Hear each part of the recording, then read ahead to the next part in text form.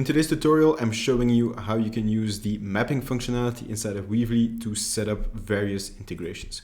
So we have an example form here with a first name, last name, and a signature field. And within the integrations, there's a bunch of third-party tools where you can send that data to.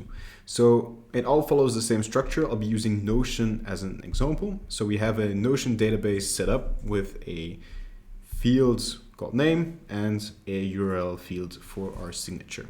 So once we load that into Weavely and select the right database, you'll see that for every column in Notion, but this could be HubSpot or Salesforce, you'll get a field in which you can enter data. Now, this isn't always necessary. If it's an optional field, you can leave it open. The first possibility is just typing in text. So I could, for example, always have John Doe as the name of every entry that is created every time a submission comes in. Doesn't make much sense, but you can just type in literal data in there.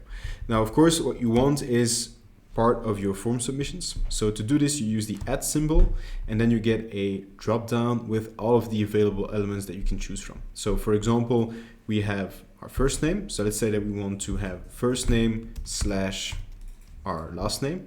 So we type in with the @, we select first name, and then you can just type in any text that you want. So we use /, you could use comma, whatever, or just put some text in between.